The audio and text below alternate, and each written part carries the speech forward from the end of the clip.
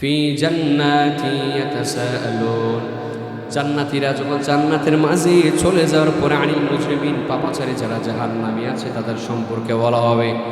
জান্নাতি মানুষগুলা যখন জান্নাতের মধ্যে যাওয়ার পরে, জান্নাতে এমন একটা ঘর, এই জান্নাতের ঘরের মধ্যে যাওয়ার পর আল্লাহ পাক জান্নাতীদের ভিতরে থেকে বাহিরের অংশগুলো আল্লাহ দেখাবে, কিন্তু বাহির থেকে জান্নাতের ভিতরে অংশগুলো দেখা যাবে। জান্নাতের ভিতরে থাকার পরে জান্নাতি মানুষগুলাও পাপাচার যে সমস্ত গুনাহগার যারা ছিল, যারা নামাজ পড়ে নাই, ডেকে ডেকে বলবে, এ বান্দারা, দুনিয়ার জীবনের মধ্যে তোমরা তো নামাজ কখনো আদায় করো নাই, তাহলে জানাইয়া দেও তোমরা জাহান্নামের মাঝে তোমরা চলিয়া গেলা। দুনিয়ার মধ্যে আমাদেরকে বড় বড় কথা শোনাইতা, আরে মোল্লার হতো মসজিদ মাদ্রাসার কিছু আর মোল্লারা চিনে না, যারা তাবলীগ করে তাদেরকে একদল দেখতে পারে না, যারা দিনের লাইনে কাজ করে তাদেরকে একদল দেখতে পারে না, আছে না নাই? এই সমস্ত মানুষগুলা জান্নাতের মধ্যে যাওয়ার পর জান্নাতীরা বলবে, হায়রে কি এমন আমল তোমাদেরকে জাহান্নামের মধ্যে ঢুকাইলো? এবার জাহান্নামীরা বলবে, ক্বালু লাম নাকু মিনাল মুসাল্লিন, আমরা দুনিয়ার জিন্দেগির মধ্যে নামাজ গ্রন্থলুপ্ত ছিলাম না। এক নাম্বার কারণ, দুনিয়ার মধ্যে আমরা নামাজ আদায় করি নাই। দুই নাম্বার বলবেন, দুনিয়ার মধ্যে দুই নাম্বার বলা হবে, তারা দুনিয়ার মধ্যে কখনো ইতিম মিসকিনকে তারা খাবার দেয় নাই। তিন নাম্বার, ওয়া কুন্না নাখুদু মাআল খাইদিন, যেই সমস্ত মানুষরা দোকানের মাঝে বসে বসে, যেই সমস্ত হয়তো অনার্থক, যেই সমস্ত মুসল্লিরা কথাবার্তা বলে, যেগুলা বলা পর্যন্ত হারাম, যেগুলা শোনা পর্যন্ত হারাম, একজন পাশে বসে বসে এই যে মানুষের একজন বদনাম আর একজন গা দোকানের মাঝে, আপনি মুসল্লি নামাজি মানুষ, কিন্তু আপনি গেছেন চা খাওয়ার জন্য, আপনি মনোযোগ দিয়ে তার কথাগুলো শোনেন। তিন নাম্বার কারণ, অহেতুক কথাবার্তা যারা বলতো তাদের সাথে আমরাও বসে বসে কথাগুলো শুনতাম। এক নাম্বার কারণ, যে যারা জাহান্নামে যাবে নামাজ না পড়ার কারণে। দুই নাম্বার, তারা গরিব যারা ইতিম ছিল তাদেরকে খাবার কি করে খাওয়াই নাই। তিন নাম্বার কি ছিল, যারা অহৈতুক কথাবার্তা বলতো, এই অহৈতুক কথাবার্তা যারাই বলতো তাদের সাথে বসে বসে আমরা কি করতাম, খুশ আমদে খুব মজা করে আমরা শুনতাম। পৃথিবীর মাঝে সবচেয়ে সুস্বাদু খাবার নাম জানেন? আপনাদের প্রিয় খাবার কি? বাংলাদেশের মাঝে প্রিয় খাবার কি জানেন? মাছে ভাতে বাঙালি, বলে না? হ্যাঁ, মাছে ভাতে বাঙালি। কিন্তু এটা কিন্তু একটা ট্রেন্ড হয়ে গেছে। ট্রেন্ডটা কি হলো, যে এখন পৃথিবীর মাঝে মাছে ভাতের চেয়ে সবচেয়ে সুস্বাদু লাগে একজন মানুষ মুসলমান আর একজন মুসলমান বদনাম গাইতে, কথা বলে ঠিক কিনা? একেবারে মনে করে ভাতের সাথে তরকারি ছাড়া খাইতে পারে না, কিন্তু এটা যে এই যে আপনার কি যে তরকারি ছাড়া পানিটা মিক্স করে খাওয়া যায়। আর যে যে আপনাদের কি আছে, এই যে বদনাম মানুষের গীবত গাওয়াটা, সকাল থেকে শুরু করলে সারাদিন যদি আপনি দিয়া দেন, এক নিশ্চিন্তা 2 ঘন্টা বেড়া 2-4 ঘন্টা কথা হবে, একটু তার পানি পিপাসা লাগবে না, লাগবে এটা কোনো। এই যে মানুষের বদনাম গাওয়াটা খুব খারাপ জিনিস, মজা লাগে, সবচেয়ে সুস্বাদু খাবার। আপনি মনে ফুলার কতটুকু খাইবেন, 1 প্লেট খাইছেন আর ভালো লাগতেছে না। আমরা দাওয়াতে গেলে 1 প্লেট ফুলার আমি নিজে 1 প্লেট খাইতে পারি না, অথচ 1 প্লেট আপনার খাইবেন, তারপর দেখবেন আপনার আর একটু ভালো লাগবে না। যারা বিরিয়ানির পাগল, সর্বোচ্চ 1 প্লেট বিরিয়ানি খান, এরপর দেখবেন একটু অনীহা আসবে। কিন্তু মানুষের বদনাম গাওয়াটা এত মজা মনে করেন, গাইতে গেলে কিন্তু ফ্যানা আইব মাগারা বদনাম শেষ হইতে না। কথা বলেন আছে না নাই?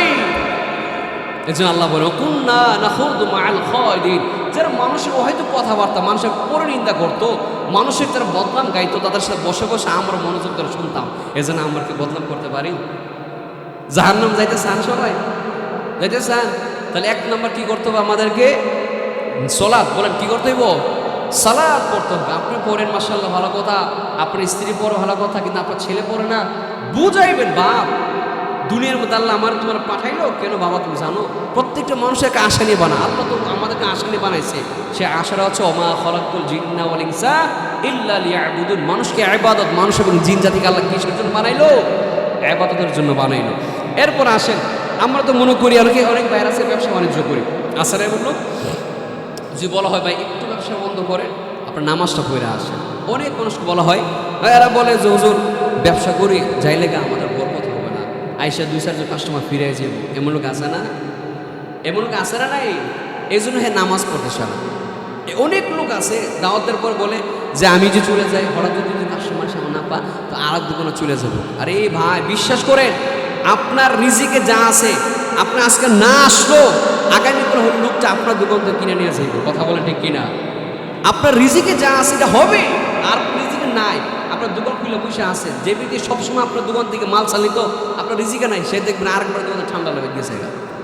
এমন হয় না অনেক সময়? তো এই জন্য আপনার রিজিকে থাকতে হবে, আমার তকদির থাকতে হবে। এই জন্য আমাদের তকদিরের ভালো মন্দ বিশ্বাস কার উপর করতে হবে বলে? আল্লাহ আমাদের জন্য ভালোই রাখছে। এই জন্য আসেন ইমাম হাসান না হযরত হাসান বসরি রহমাতুল্লাহ নাম শুনছেন সবাই? এনার জামানায় একজন ব্যক্তি ছিল যিনি ব্যবসা বাণিজ্য করতো, ছোটোখাটো ব্যবসা, বোঝার চেষ্টা করবেন। তো উনি ব্যবসা বাণিজ্য করার পরে উনি একবার মনে ভাবলো, হাই দুনিয়ার মধ্যে আসছে, অনেক বছর কাটাইলাম, একটু দিনের মধ্যে ফিরে দেখি কেমন শান্তি অনুভব হয়।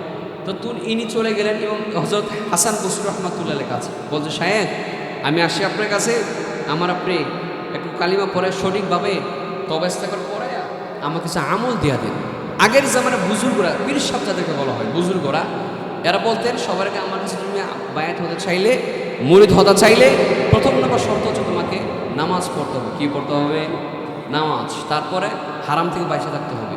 কিন্তু এখন আমাদের ট্রেন এমন হলো, পীর সাহেব নামাজ নিজেও পড়ে না, মুরিদের তো হবরও নেই। কথা বলেন আসেরা নাই? হাসান বসরি রহমাতুল্লাহ বলছেন, ঠিক আছে তুমি যখন মুরিদ হতে যাও, এক নম্বর শর্ত তোমাকে নামাজগুলো পড়তে হবে সময় মতো। এক নম্বর, দুই, যখন আজান হবে দোকানে ব্যবসা বাণিজ্য করলে দোকান বন্ধ করে তারপর নামাজ চলে যাবে। দুইটা শর্ত, সহজ শর্তগুলো না? শর্তগুলো সহজ তো। মনে করেন আমি যদি আমার জীবন, আমার দেহ, আমার মাল সম্পদ আল্লাহর জন্য দান করি, আল্লাহকে আমাকে বরকত দিবে না? বলে দেবে কি না?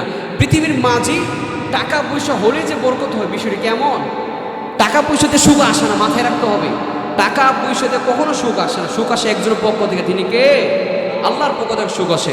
হাসান বসরি রহমাতুল্লাহ বলছে, ঠিক আছে আমার কাছে মুরিদ হতে চাইলে শর্ত হচ্ছে নামাজ পড়া, নামাজগুলো পড়বা।